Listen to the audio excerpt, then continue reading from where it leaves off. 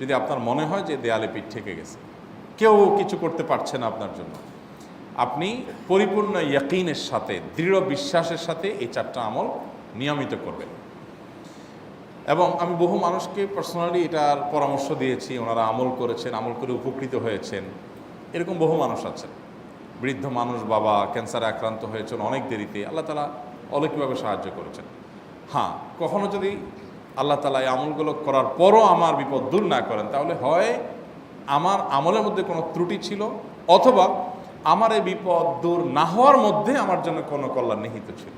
আল্লাহ তাআলা আমার দোয়া কবুল করে যে উপকার হতো তার চাইতে বেটার কিছু হয়তো আমাকে দিবেন, এই ইয়াকিন একজন ইমানদারের থাকবে। সেই 4টা আমলের 1 নম্বর হলো ইস্তেগফারের আমল। ইস্তেগফার, আপনি ফেসে গেছেন কোনো জায়গায়, কোনো উপায় পাচ্ছেন না, আপনি ইস্তেগফার করতে থাকেন।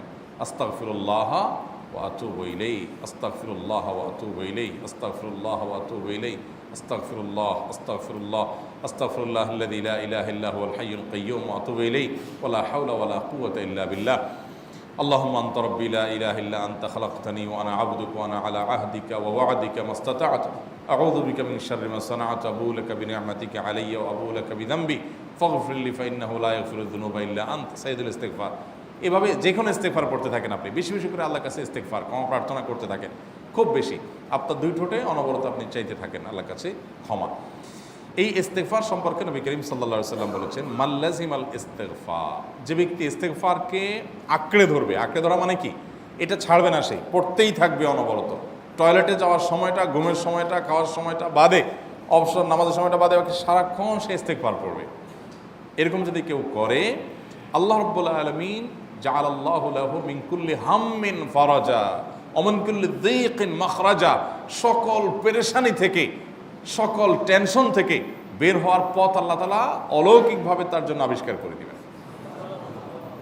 এবং আমি আমার জীবনে যেটা বলেছিলাম, বিস্তারিত বলতে চাই না, এরকম পরিস্থিতি আসছে যে চোখের সামনে কোনো আপাতত রক্ষার কোনো পথ আর খোলা নেই, এমন ভয়াবহ বিপদ।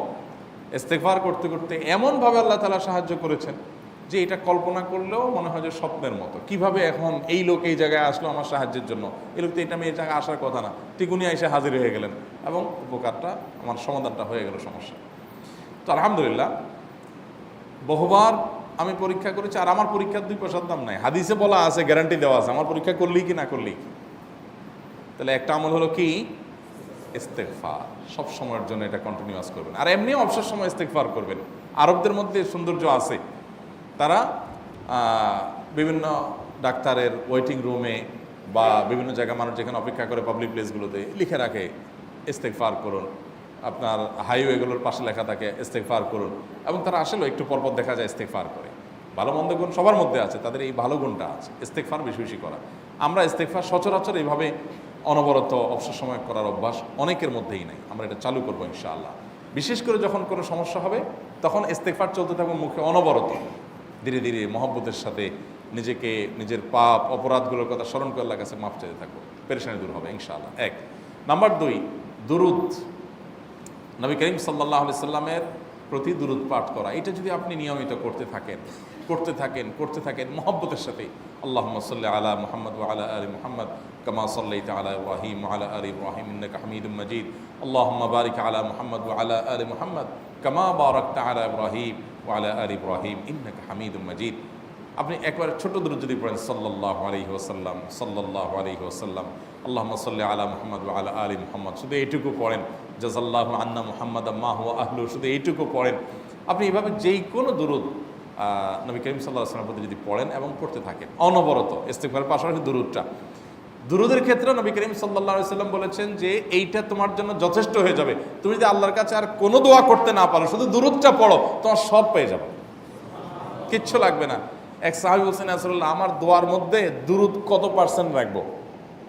আমি তো আমার অনেক কিছু আল্লাহর কাছে চাইবো, দুরূদ মানে তো নবীজির জন্য দোয়া, মানে আমার জন্য তো আমি দোয়া করবো, আপনার জন্য দোয়া কত পার্সেন্ট করবো? 1/3, 1/4, তারপরে হাফ, এবার বিভিন্ন পার্সেন্টেজ বলছিলেন তিনি। নবী করিম সাল্লাল্লাহু আলাইহি ওয়াসাল্লাম বলেছেন যে হ্যাঁ, এর বেশি করতে পারলে আরও ভালো, আরও ভালো। তো ভদ্রলোক এর বেশি, ওই সাহাবী রাদিয়াল্লাহু তাআলা আনহু, তিনি এর বেশি বাড়াতে একটা পর্যায়ে বলছেন যে আমি সব দোয়া আপনার জন্য করি। নবী করিম সাল্লাল্লাহু আলাইহি ওয়াসাল্লাম বলেছেন, তাহলে তোমার আর কোনো দোয়াই করতে হবে না, এর মধ্যে সব দোয়া চলে আসবে।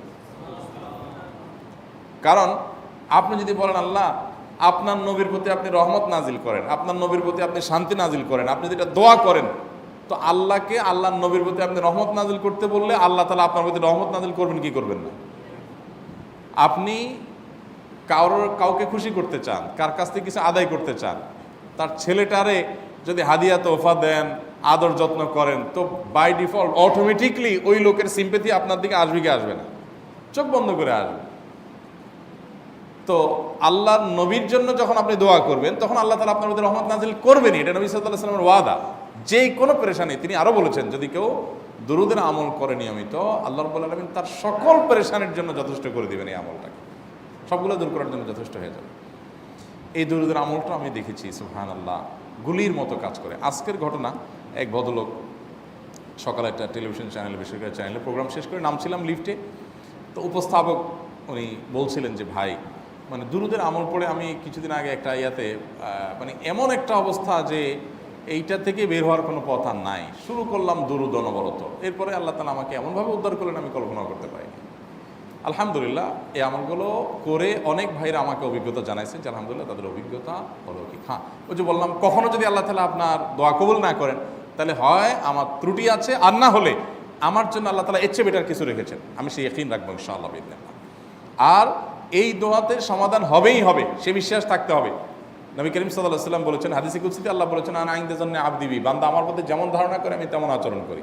আপনি যদি চিন্তা করেন করে দেখি হয় কি না, দেখি ট্রাই করি, তাহলে ওই আল্লাহ তাআলা বলবেন ঠিক আছে দেখতে থাক।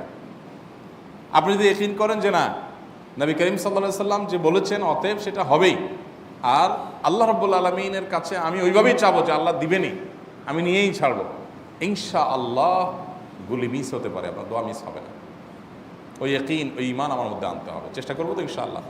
তাহলে দুইটা আমল হলো, ইস্তেগফার আর দুরূদ। 3 নম্বর আরেকটা আমল হলো দোয়া ইউনুস। দোয়া ইউনুস, লা ইলাহা ইল্লা আনত সুবহানাক ইন্নী কুনতু মিনাজ জালিমিন। বেশি বেশি পড়তে থাকবেন, যখন বিপদে পড়বেন ইস্তেগফার আর দুরূদ পড়বেন সবচেয়ে বেশি, আর মাঝে মধ্যে দোয়া ইউনুস, লা ইলাহা ইল্লা আনত সুবহানাকা ইন্নী কুনতু মিনাজ জালিমিন। আল্লাহ সুবহানাহু ওয়া তাআলা কোরআনে কারীমে এই দোয়ার পরে বলেছেন ওয়া কাযালিকা নুনজিল মুমিনিন। এই দোয়া পাঠ করার মাধ্যমে ইউনুস আলাইহিস সালামকে পৃথিবীর ইতিহাসের সবচেয়ে অলৌকিক ঘটনা, সকল সায়েন্স, সকল আপনার বিজ্ঞানের তত্ত্ব সবগুলোকে আপনার সবগুলোর বিপরীতে বা সবগুলোকে আপনার ভুল প্রমাণ করে দিয়ে ওই জায়গাটার জন্য আল্লাহ তাআলা ইউনুস আলাইহিসকে মাছের পেটে ঢোকার পর সেখান থেকে আবার জীবিত রেখে বের করেছেন। অক্সিজেন অভাবে সেখানে এমনি মারা যাওয়ার কথা, আরও নানা কারণে মারা যাওয়ার কথা, তাই না? কিন্তু আল্লাহ তাআলা তাকে রক্ষা করেছেন, কারণ উনি ওই বিপদে পড়ার পর থেকে এইটা পড়তেছিলেন, লা ইলাহা ইল্লা আনতা সুবহানাকা ইন্নী কুনতু মিনাজ জালিমিন। তো আল্লাহ তাআলা কোরআনে বলেছেন এটা ইউনুস, তার নবী ইউনুস আলাইহিস সালামকে আল্লাহ তাআলা এর মাধ্যমে রক্ষা করেছেন, সেটা তার জন্য খাস না, এটা তার জন্য স্পেশাল না, বরং আল্লাহ বলেছেন ওয়া কাযালিকা নুনজিল মুমিনিন, এটা দিয়ে আমি তাকে রক্ষা করেছি, একইভাবে ঈমানদারদেরকেও এইটার মাধ্যমে রক্ষা করব। এটা বড় অস্ত্র পেয়ে গেলাম। দোয়া ইউনুস বেশি বেশি পড়বো ইনশাআল্লাহ, লা ইলাহা ইল্লা আনতা সুবহানাকা ইন্নী। আমার দেশে আবার দেখা যায় বিপদ হয়ে গেলে তখন হুজুর ভাড়া করে যে ভাই আপনারা সবাই মিলে এটা 1 লাখ বার পড়ে দেন, 1.25 লাখ বার পড়ে দেন, টাকা দিমো আপনারা পড়ে দেন। আপনারটা আপনি পড়বেন ভাই, হুজুরদের কাছে দোয়া চান সমস্যা নাই, আর হুজুরদেরকে খাটায়া টাকা দিবেন কেন, এমনি টাকা দিবেন না দিয়া। আর এই দোয়া নিজে নিজে করতে থাকবেন। ইউনুস আলাইহিস সালাম ওই সময় কি লোক ঠিক করছিলেন যে ভাই আপনারা সবাই দোয়া ইউনুস পড়েন, আমি গেলাম, আমি মাছের পেটে গেলাম, আপনারা বসেন সবাই দোয়া ইউনুস পড়া দেবেন, করছেন উনি? ওনারটা উনি করছেন, তো আপনারটা আপনি শুরু করবেন দোয়া ইউনুস না। 4 নম্বর আমল হলো ইয়া যাল জালালি ওয়াল ইকরাম, এটা বিশেষ করে পাঠ করবেন। নবী করিম সাল্লাল্লাহু আলাইহি ওয়াসাল্লাম বলেছেন আলিজু বিয়া যাল জালালি ওয়াল ইকরাম, ইয়া যাল জালালি ওয়াল ইকরাম এইটাকে তোমরা আঁকড়ে ধরবে। ইয়া যাল জালালি ওয়াল ইকরামের মানে কি? এটা আল্লাহকে ডাকা, আর কিছু না। এবং হাদিসে বর্ণিত দোয়া, এটা মাসনুন দোয়া।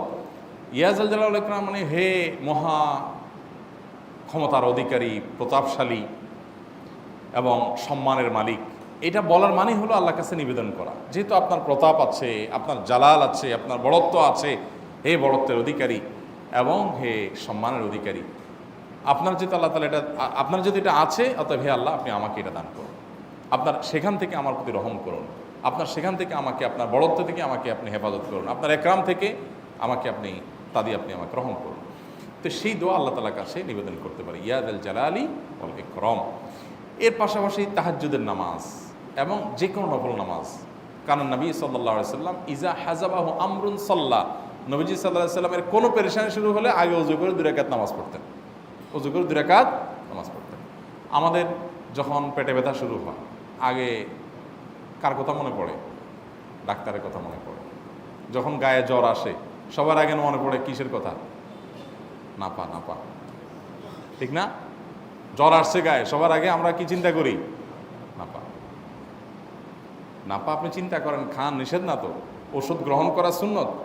নবী সাল্লাল্লাহু আলাইহি সাল্লাম নির্দেশ করেছেন ওষুধ সেবন করতে, আপনি করেন, ভালো কথা। কিন্তু ইমানদার সব কিছুর আগে ব্যথা আসছে, তাহলে ব্যথার জন্য একটা ওষুধ দোয়া শিখেছেন, দোয়াটা আগে করবে, পাশাপাশি ওইটা করবে। এলো ইমানদারের কাজ। আমরা আজকাল ইমান থেকে অনেক দূরে সরে গেছি। আল্লাহ আমাদের সেই ইয়াকিন দান করুন।